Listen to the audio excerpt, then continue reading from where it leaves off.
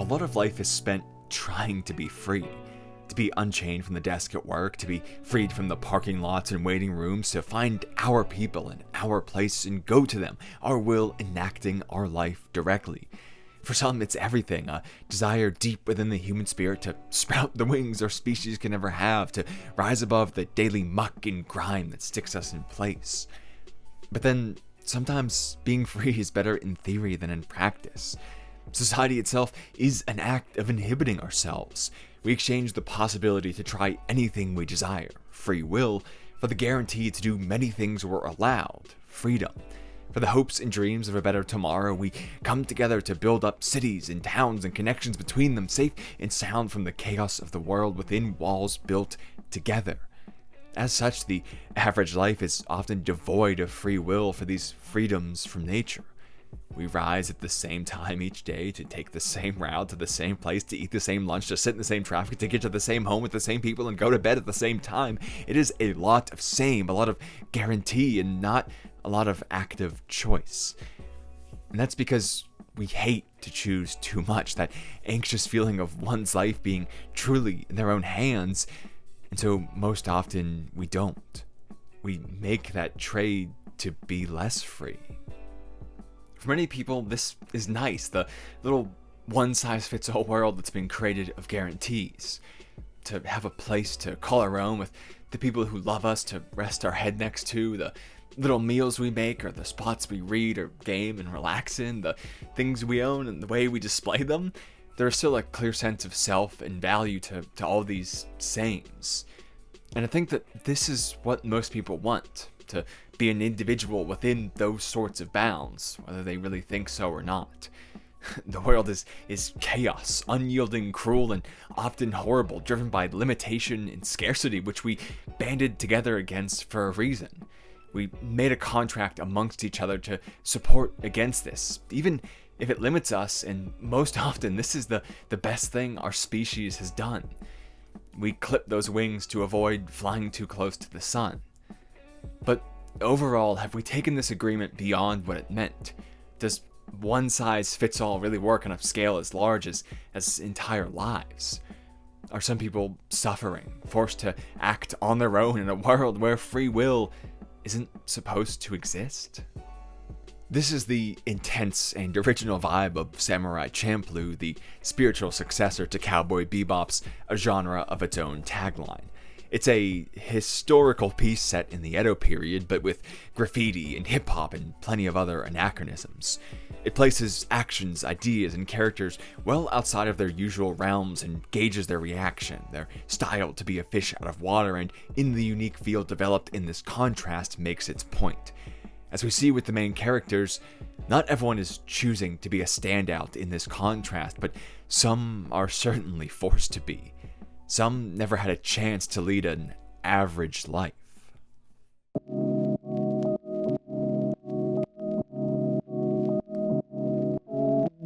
There's Mugen, the undisciplined, unpredictable samurai with a modern style in a historical world, who grew up on the Ryukyu Islands, which in the show's time period and lore was a dumping ground for exiled convicts. As a land of discarded prisoners, the government, nor any kind of authority or oversight, was willing to pay attention to the island and protect the children which might have come about from its existence. They were simply the acceptable losses for not having to deal with all those conflicts, a few lives tossed away for the simplicity. One size fits all simply means chopping off the ends of the scale. In this kill or be killed place, Mugen and others like Koza and Mukuro had no choice but to learn the ropes and do as others did, where you only get food and shelter if you steal it from someone else, and only keep it if you kill the others who try and do the same to you. To take from another, to fight, became perfunctory survival, as natural an act as breathing. The impact these surroundings have on them is immeasurable, crafting them into who they needed to be, not who they chose to be. As Koza wonders, looking up at the stars she's jealous of for their beauty, if we had been born someplace else, I wonder what kind of people we'd have turned out to be. we can say one thing for certain: they would have had better odds, as to start in this life is usually to end in it too. To survive among the criminals, they have to become criminals, and so They can't simply leave the island and go somewhere else. Those blue bands on Mugen, they're not stylish tattoos, but Edo-era criminal brands from when he was once captured, denoting which prison he did time in from their shape and their location.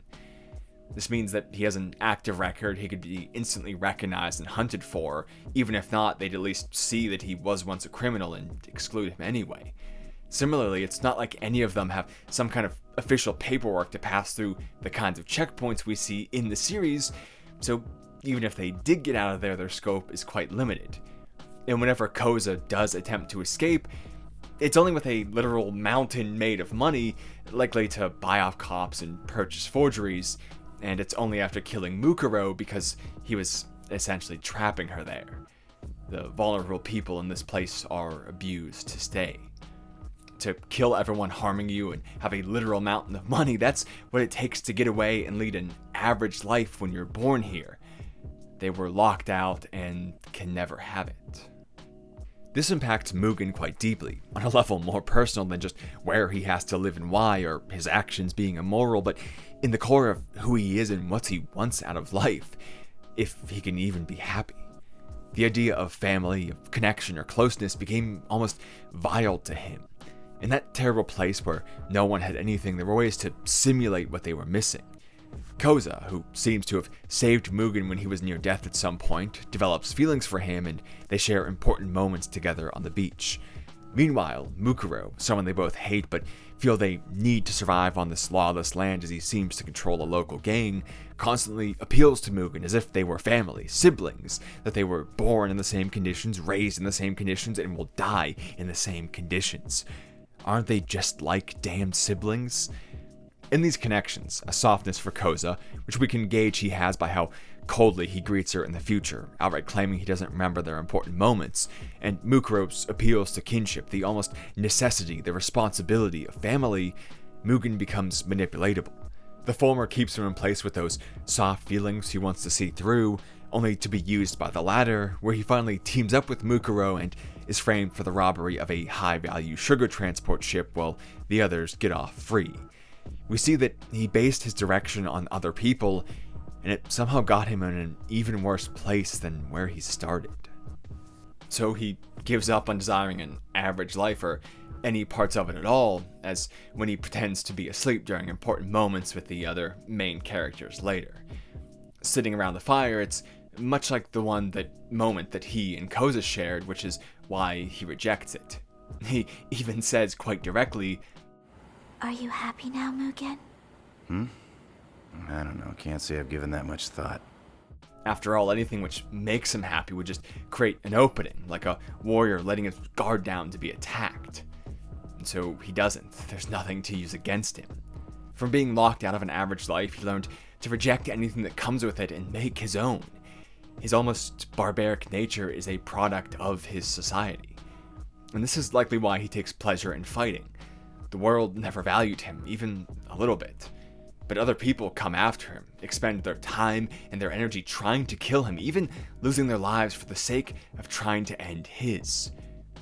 If people are going to come after him anyway, then he might as well make them work for it. Make it so only a worthy, valuable opponent, driven to their absolute limits, can be the kind of person who can best him. And if that's the case, then what is he but a worthy man himself? To feel anything positive, he has to be alone, free, almost barbaric.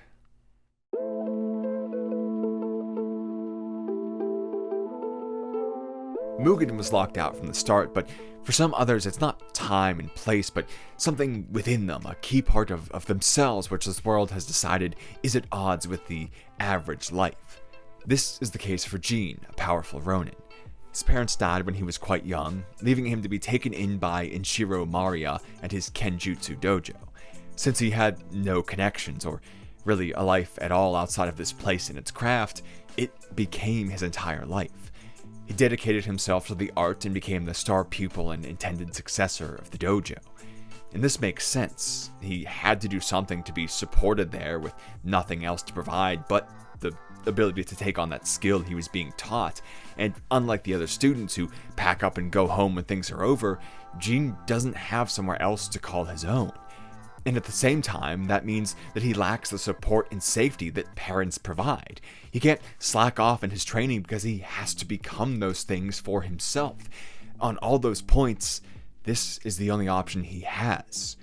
To become strong is a necessary part of himself. But then this made the other students jealous of him, and so they cast him out even further, only securing his position in life from trying to have one at all. His devotion was how he sustained himself, and it became himself, the honor of a true warrior being his guiding principle, quite literally how his life came to be, and the skill he continues it with, earning a living through his blade. Honor was forced upon him, and now is him. So when Enshiro seeks to turn the dojo into a school for assassins instead, reasoning that their current peaceful time has no need for those traditional warriors, that there is no place in the world for them anymore, Jin deeply objects. As the star pupil and successor, this objection does hold some threat to it as well, and so Kario Kagetogi, a samurai known as the Hand of God for his intense skills, orders that Enshiro kill Jin in his sleep to secure this transition. That is, to keep his peaceful, average life, he's ordered to do this and does try. However, Jin instinctively wakes and kills his assailant, only seeing after the fact that it was his master and then fleeing from the scene once it's done, because what else is there to do? And this secures his outcast status. Now he's almost a wanted man, with former peers continuously coming after him in revenge for their slain master. He can never slow down lest he be made to bloody his blade with the former comrades again.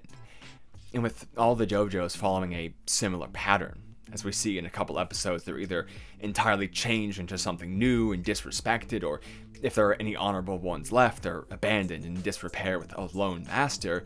It's not like Jin can even go to one of these and take up a new craft there. As the world became a place of profit, honor was discarded, and he has no place to go where he can maintain this key trait. To be the strong man he was made to be able to live with himself and what he does, he's now forced to be free, to wander so that he doesn't have to kill the most important part of himself. As he says to the samurai who gave up on this principle, "To serve your lord and do his bidding, is that honorable?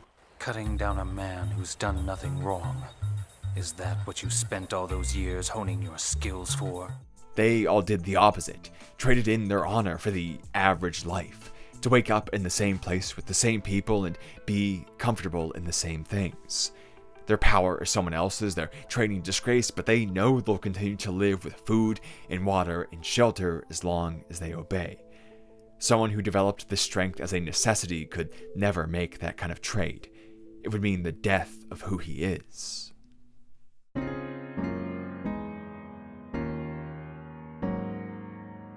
And some yet have it even worse, with some mixture of both of these situations. A world where the very nature of their birth anywhere to anyone inhibits their pursuit of happiness. This is the case for Fu, the third of the trio. And the reason is exceedingly simple. This is a piece set in the past, and she is a woman. No matter who her parents were, where she is, why she is, who she is meant to be someone else's property. With her father abandoning them, itself due to the persecution of other religions, and her mother dying young, she's like an unclaimed piece of property, ripe for the picking from any man who seeks to claim her.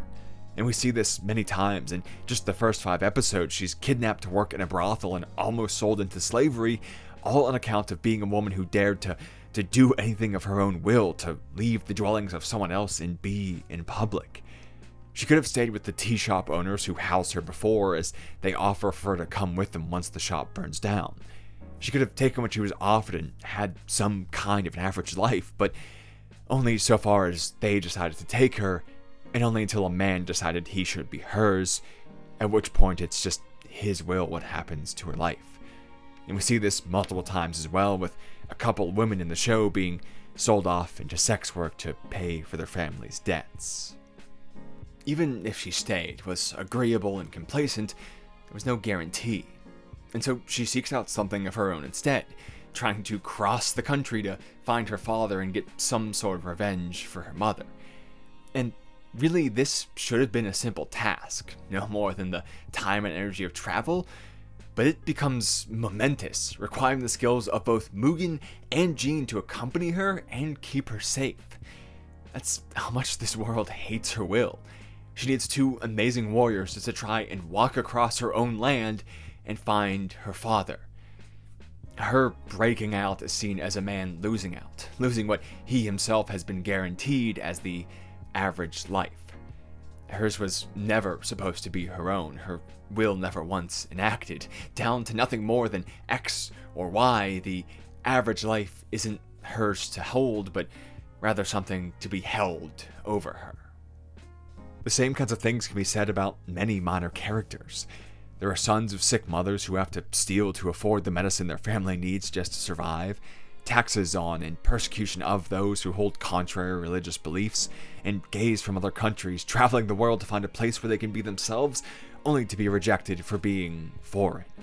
All these different people with their unique situations, and all outcasts. And it can happen to anyone, even those who already have the average life. We see this with Okuru, a man who's wanted for burning down and slaughtering his own village. Of course, it wasn't him who did it. He's only been blamed as a cover-up. In that village, while he was on a trip, was his wife and child perishing in the blaze. He had all those small, silly comforts that make up the usual life, the domestic memories that so many crave. The same home, the same family, the same neighbors, and the same work, and it was taken away because it wasn't convenient for someone else to deal with when a disease broke out in that village. To keep the averages of everyone else, they slaughtered this village's average. It's simple. No one is safe from being an outcast.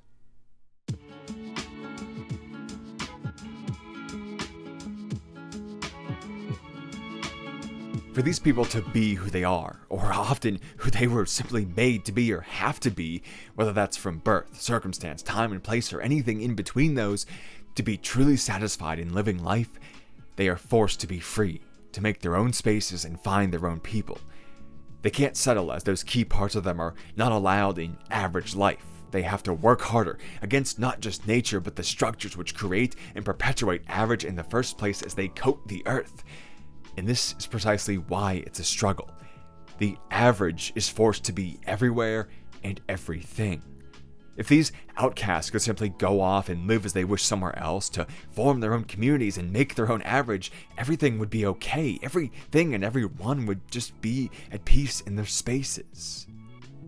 The issue, where the struggling really comes from, is that the average life is the only life allowed. Forced on everyone, it's that or nothing. For example, Mugen would be hunted down for his forced criminal past to be settled, and obviously, as we said, the brands would give him away.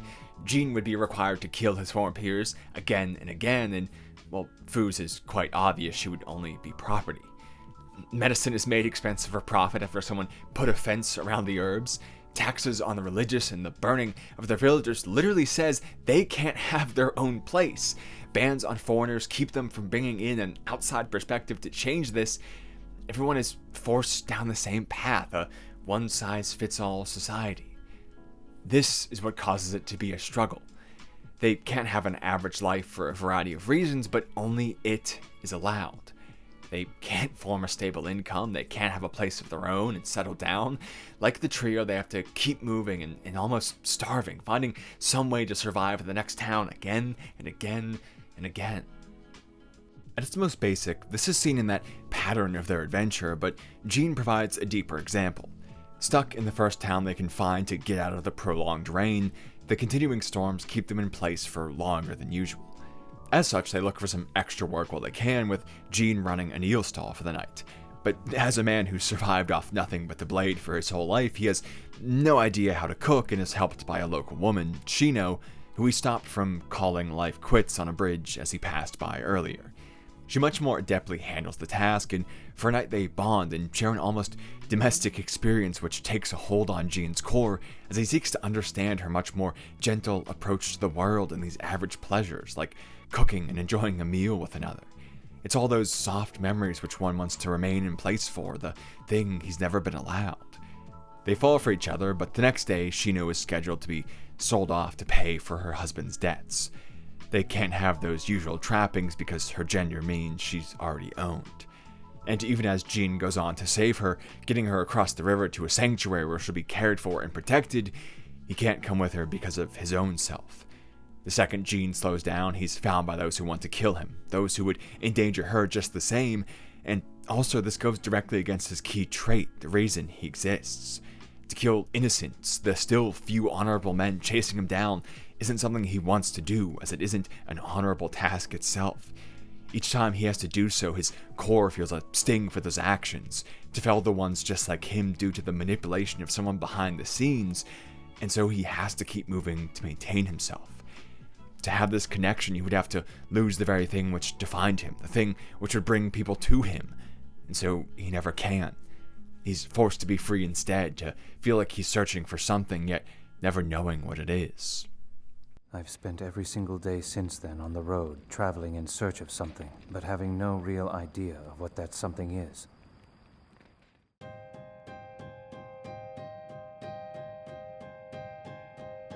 So we've seen the what, but we need to examine the why.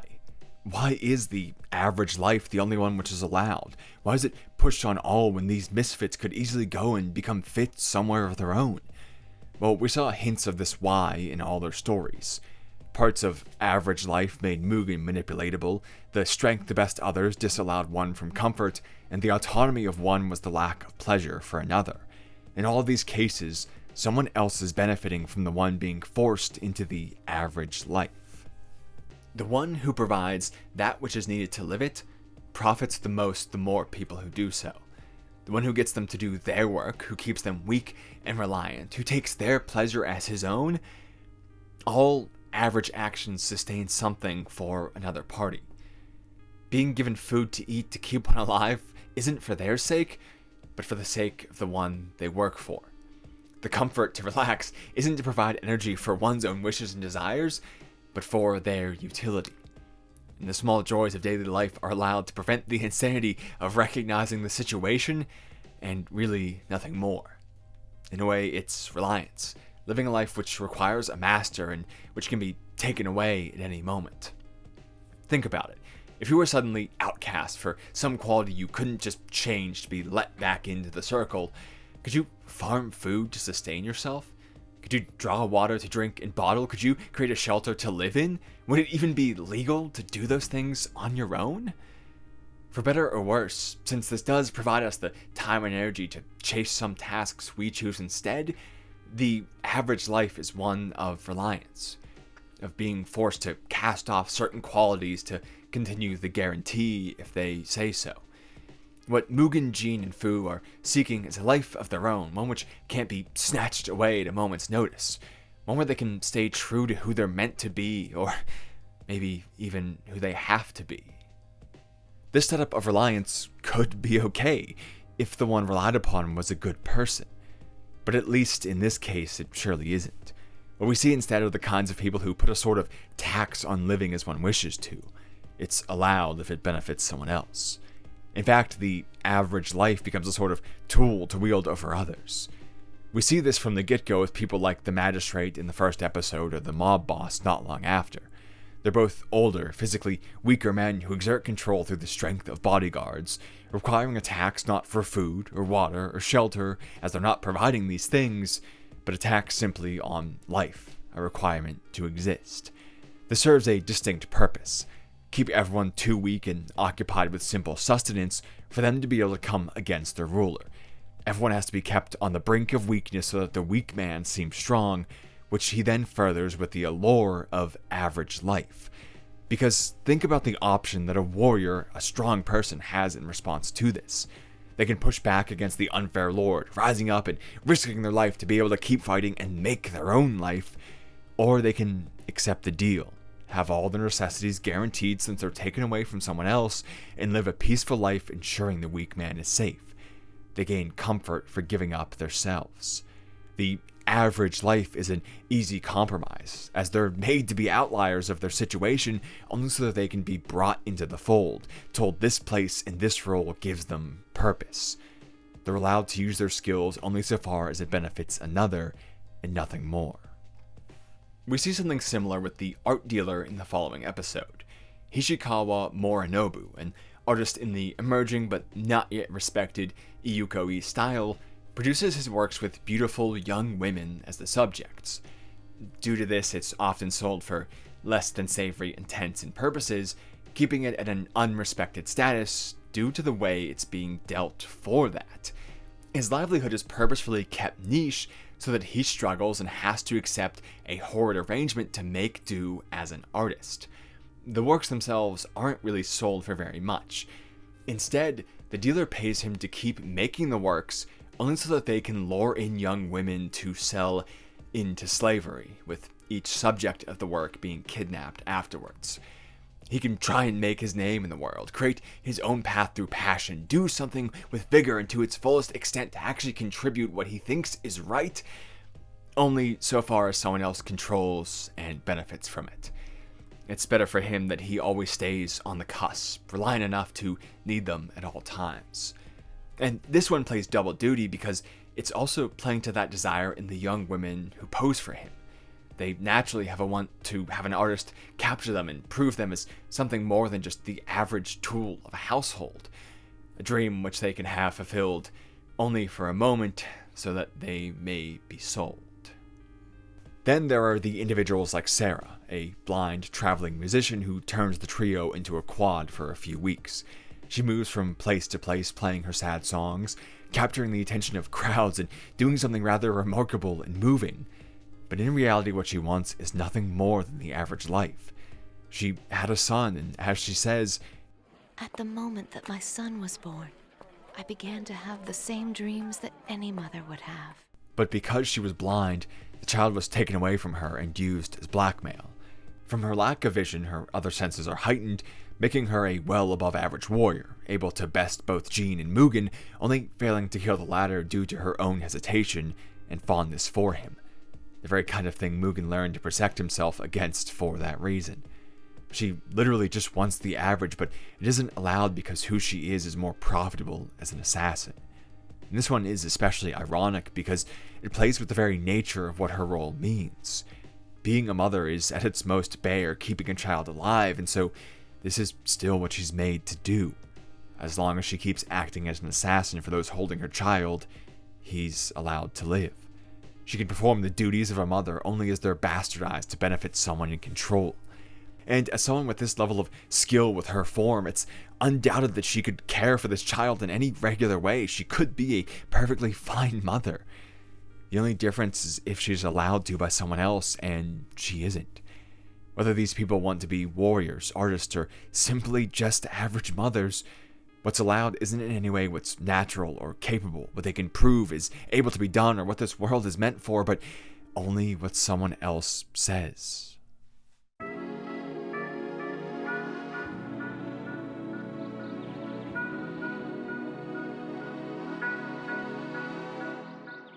That's the thing. Many times in the show, the world as it is becomes taken as a fact, with statements like, "The world left me behind," or "That's how the world is now." The people see what's in front of them and accept it, trying to take what they can while they can. They're average. And while it's an understandable thing to accept, and there's a whole argument to be had that maybe even it's the right thing to do, it can't be denied that this belief is why it is.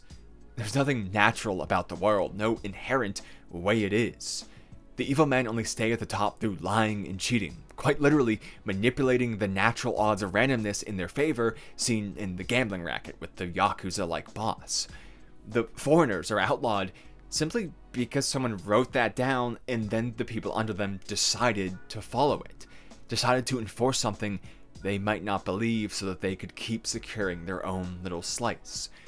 The medicine is only expensive because someone probably fenced off the herbs and owns the land that's needed to make it, and a blind woman can care for her child just fine if she can fight like that. And yet she says, "There's nothing that I can do, just like I'm not able to make my eyes see again." She can, but it's been ingrained in her, understandably of course, that she can't, speaking about being a mother, not seeing. There are no natural barriers, only the ones created, the ones funneling people into the same life. The world isn't geared towards anyone. There is no era where one should or shouldn't be. There's only what's accepted as such and maintained. When anyone thinks, I have to, the world as it is made. We see this the most in the final villains, the people who accept the world as it is even though it wasn't made for them. Karya, the one responsible for Jean's fate, says when they meet in combat, "You really think that a man can live by his sword skills alone in this day and age? It's become painfully apparent I was born into the wrong era, as were you." He takes the stance that there are no lords worth fighting for, but that he is actually controlling them by fighting for them instead. He hunts down the other strong warriors who threaten the order of things, killing for someone else only so that he stays in power just the same, free to sit around and tend to his garden, paid only to deal with the worst threats. But in finding a kinship with Jean, he reveals the issue. If this world wasn't made for either of them, why fight? Why not connect with him, make it more average for people like them to exist, rather than less average by killing each other? Instead of being motivated by being an outcast like the heroes, his motivation is being an outcast. He maintains it as his own power, his own solo role to kill any like him. He assumes it must be this way, this one role only, and keeps it as his own, and believing that the end is already set is how he's bested. He wins the initial bout with Jean, leaving him sliced open and presumably to drown. However, as he corners Fu on a cliff, Jean arrives from behind, weakened but ready to fight once more. In this state, though, he has to rely on a dangerous technique, leaving a purposeful opening to take a strike and deliver one just the same. By giving your opponent a reason to think the match is decided in a swift strike, you get them to create an opening of their own and take it. Both men are stabbed and fall. It was Karya's idea that things were already determined, that he would win this battle, which is what undid him. His refusal to see another way, to use his insane strength to make a new place rather than taking someone else's, is what killed him. We see something similar with Mugen's foes, 3 brothers who were guarding the sugar transport he robbed as a teenager. Injured and discarded from this theft, as they were held responsible and cast out in failure, they dedicated their lives to enacting revenge. It's another case where even the people once in good graces, a known and trusted family name, can be made into outcasts to save someone higher up. They end up taking orders from those who want the Sunflower Samurai dead, because it lets them attack Mugen, who's part of tracking him down, which is something they stated they would do. "If you have forgotten us, fine, but the 3 of us will remember you until the end of our miserable lives." But this itself is the statement which gives it away, that they've accepted their lives as miserable as the starting point, that there is no change which can occur, and that they'll always be defined by what someone else did to them. It is all of their beings. They exist for nothing more than what the actions of another made them, and they'll even give up their own lives to see Mugen ended. They're already dead with that in mind, because death is nothing more than the lack of change. They couldn't have changed much, but they could have chosen a slightly different path. They could have sought out the others like them to try and make a new place. They could have come together with the others and healed, to try and change the unfair world rather than letting it turn them evil and supporting the very thing that happened to them onto others. But it was their own mindset that things must be miserable, which led them to do so. And so the leader of the 3 is killed by his own weapon as he fights Mugen, because it was that mindset which truly undid them. That resignation that they must be miserable as someone else declared. He was injured by the world, an outcast gravely behind just like the heroes, but he was only ever dead by his own hand.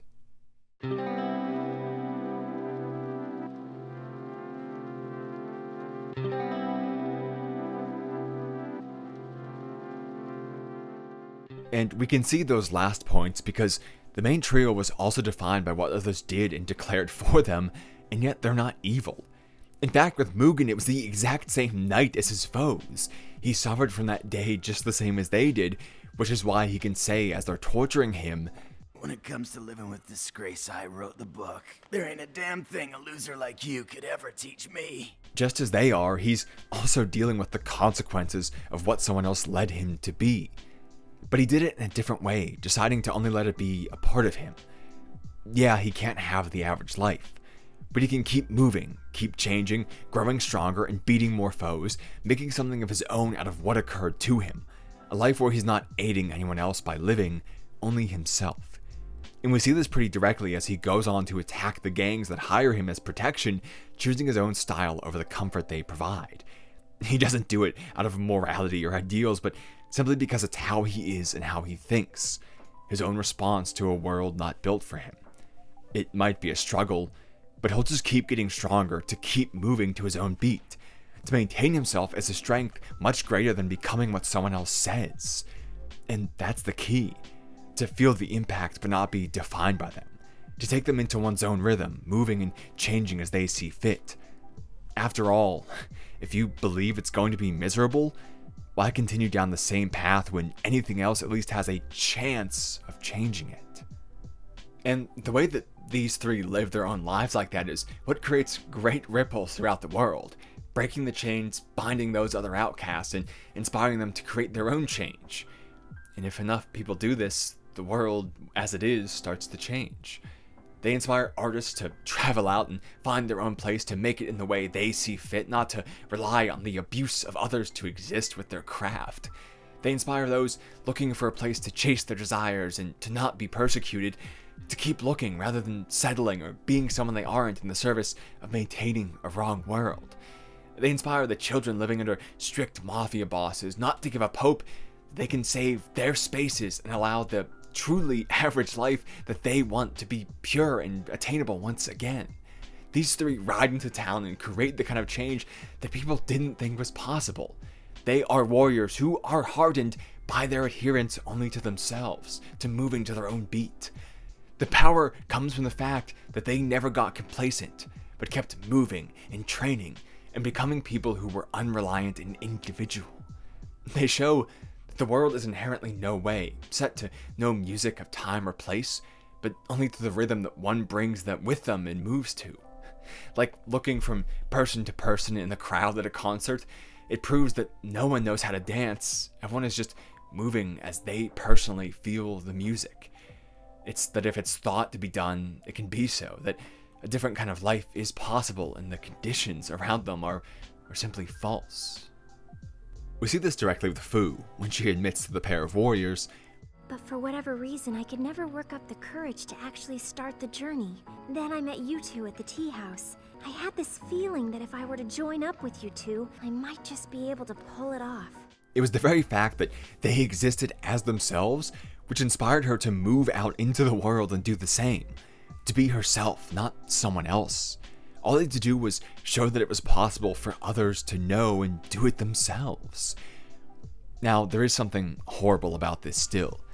It doesn't change how much they're missing out on in life, how much they struggle simply to exist. So far, all we've done is create a martyr. But the greater point is in the journey that they come together and share in finding their own paths, the space they create to have what they were never allowed. Mugen, Jin, and Fu are wildly different people with intensely distant situations, and yet they end up sharing their hearts around a campfire, connecting in a way that seems nonsensical for the kinds of lives they were supposed to be allowed. Hell, they themselves even kind of admit this, saying that they've traveled all this way not knowing something about each other because it didn't really seem natural to yet to really connect with others. But by the end, they have a space to laugh and to cry, to share and be shared with. Here they can relax and find some comfort, forget for a moment, and work together to create those disallowed aspects. We see this in how they better each other. After all, Mugen and Jin only survive their final fights from what they imparted on the group of themselves. Mugen has to launch a precise and calculated attack to spin his foe's weapon back at him, unlike his usual crazy charges, and Jin has to let his hair down and be more reckless, going for the kind of dangerous technique he never would have before, but that Mugen always would do. It's in what they learn from each other that they're able to be better, to make more of life, and to survive the most trying moments. But in a basic way, this happens just in their being together. Jin remarks that it feels like he's been searching, even is forced to search, to keep moving and growing and looking for his whole life. But in the end, he says, I too feel as if I finally found what I've been searching for. I have been alone my entire life. You two are my first friends. It was the comfort and safety of the average life, to have a place in the hearts of others at least. It's so alluring for a reason. It's likely what we're all searching for without knowing it. The world is kind of trying to kill everyone to maintain its limitation and restriction. Everything is temporary and no one is chosen. The world is geared to no one at all and is in fact against everyone, everything at once. So everyone just wants to have their place in life against that, a sign from something greater than just themselves that it's okay for them to exist as they are. A life approved by something higher than just one's own will, but the will of a partner, of community, of time and place. Can anyone truly say they don't want this? I think it's clear that Gene did, at least. And despite never being allowed it, he found it. In the company of the other outcasts, he ceased to be that very thing and was able to find everything he thought was mystical and beyond him, thought was impossible. He no longer had to push the boat across the river alone and watch, but went across it with them, together. The only reason that some don't inherently feel as outcasts, don't feel as if they have to search to find these things, is because they've turned those factors against others and made it so, worked the world to their whims and their wishes. But this is wrong, because in that default state where everyone is cast out, where we all have reason to come together and learn and grow and survive, to validate each other against the cold and harsh world, no one is an outcast. Because for everyone to be the same thing is for no one to be it at all. So the world doesn't need to be bent to anyone's whim. We just need to experience it as ourselves, as the outcasts we are, different beats to the same song in an era meant for no one and everyone at the same time.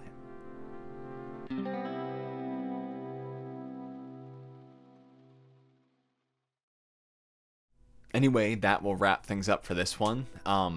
You'll notice the style kind of went back a little bit. Like I didn't change the camera multiple times, like to different scenes and wear the lav mic over this and different things. And that's because this is actually the last video I'll ever be recording in this space, the little space I crafted for videos.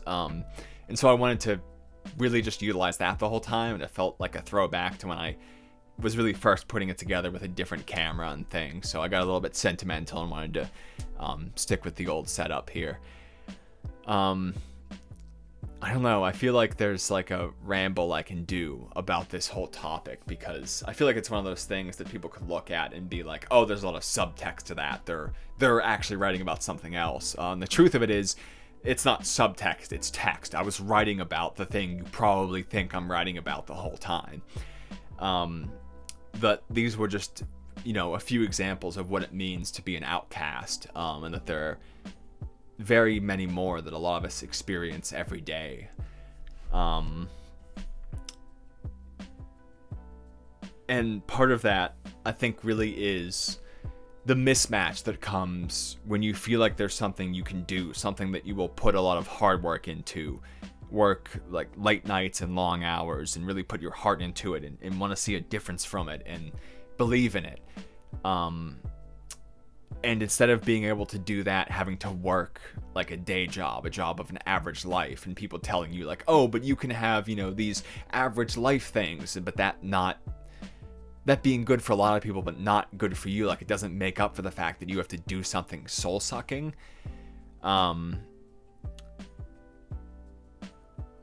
guess the way that I could really express it is like, my day work has a lot of times where things will slow down. There's not much to do, and you're kind of stretching like 8 hours of work or 2 hours of work into a full 8-hour day sometimes.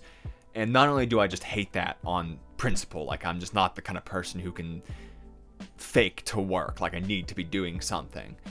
But I find that even though I show up exactly on time and leave exactly on time, like that's it, it's in and out of my life, it's simple, I don't have to think all the time if I don't want to, like I can sit there and have an off day and it doesn't affect my life, I still get paid, it's simpler than freelancing, like all that stuff.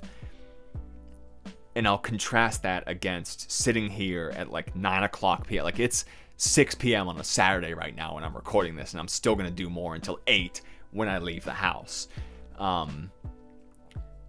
That I can do that it's a lot harder work. It's constantly having to have your mind on, to be doing things after hours at home, to be always thinking about it and on it, and like capturing your own emotions to share with people. It's a difficult thing, right? It's so much hard. It's harder to do this than my day job if I really sit down and like analyze it. But it's easier for me because I'm more inclined to do this, right? Like, this is the thing that feels more right, that like I'll just open the little app and look at a comment that says like, hey, you made me reconsider something, or I came back to this video because it was important to me, and I'm like, I did something important, something valuable. The work I put in made the world a better place in some slight way that maybe that person will go on to become an entirely better person from through their own effort. Like, that I could play a part in that is something amazing and frankly insane. And to know how much I could put into that, right? To do something that people find valuable and I find valuable. But it's not average. It's not really benefiting someone higher up, but like just individuals. And so it's not allowed. Like, it's not profitable. You have to grind so much and keep going and doing all this and that. That's kind of the thing I was writing about, right? When you have to work harder to be yourself, because I cannot do that day job for the rest of my life. It's not within who I am. I don't think my life would be very long if that's the thing I'm doing forever, because I just don't find the same kind of value in those average pleasures as everyone else. I like having my one little space with a few books and watching things and talking about them. The rest of it's just extra. I don't care for it as much, I guess.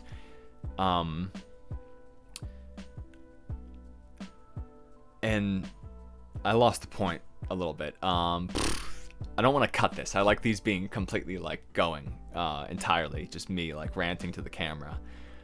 But it's that kind of feeling, right? That like, even if you know it can be a positive thing and that you can work so hard for it, that okay, the camera, I'm gonna pull a little sneaky here. All right. And then I do that, and then I come back here, and I go like this to sync it. 1, 2, 3. And now I can keep going, because my camera is about to hit its record limit. But, yeah, like that feeling of knowing how much more you could do, but you're not allowed to do it. That was part of it. And the other part is also, it's sexual orientation stuff, it's gender stuff, it's that kind of thing where like that nervousness to exist in those average spaces, to be constantly like looking out and trying to find your place, right? That like idea of all your friends who are more average people just having kids and falling into those usual trappings for better or worse, and feeling almost disconnected from these people you used to once be so great friends with, because you know that, like Gene expressed, is like, I don't really know what I'm searching for, but I know that I have to keep searching. That you're feeling that deep down, and that you don't really have a choice, right? Like if you ever want to truly take what's in here or in here, either one, and put it out there and be that and feel like you're living your life as it was meant to be, that you have to keep moving for that and trying so hard to carve out your own place or work with others to do it, or find someone who's done it. Like, there's so much more work put into that. And knowing that it could more easily be allowed, but it simply isn't, because it's not profitable. That it's the one-size-fits-all idea, right? That we should be happy with just the American dream or the European dream. I don't know what that is, but like that idea of like, this is life, you're supposed to be happy with it, when we could so easily open that up to more people and make it a more kind and fair and genuine place for people, where they didn't have to search for so long, where they could truly be happy in a sort of average. Yeah, I could ramble more on it, but I don't know why I didn't write this one down. I just kind of did it on the spot. I was like deciding it in the shower right before this video, like, I'm gonna do this. Maybe there was something valuable in there. I tend to not speak off the cuff because I'm very bad at it, of speaking like right out of my mind. My brain goes too fast and skips words and mixes them up. So whenever you hear me talking live, it's usually something that's been vaguely rehearsed in my head, because I'm that kind of spicy. But yeah, last video in this space. Maybe I should do something more proper for that, but I don't know. It feels very prof to just vaguely mention it like that and then bring it up like 3 years later or something. But yeah, a big thank you to everyone, especially if you stuck through that whole ranty ramble. Jesus Christ, why are you here? But thank you so much for it. It's crazy to me I get to do that, because again, that whole feeling, that whole rant only emerges not from me, but from knowing that there are other people out there into this and wanting to do it themselves or listen to it or find these lessons. Like, there's a connection and energy there between that idea, all of us having it, that makes this possible. And that's fucking insane. That I'm one of the ones who gets to really act on that. I appreciate that to no end, that like I have sat in this room for like 4 years now, just talking about shit I like. And that is slowly becoming how I sustain myself. It's been a lot of work, like I said, and all that, but like I get to do that. I get to go against that super powerful average because all of you are helping me do that. It's insane. I don't know what to say more than thank you a million times. Anyway, important links in the pinned comment. I have Discord, I have Patreon with these lovely people above me right now. Hopefully by the time this is out, I'll finally release the first Q&A for supporters over there. But a big thank you to everyone for your time here today, especially through this long outro. And I'll just leave you with a final sign off from this background. And I hope I'll see you again soon.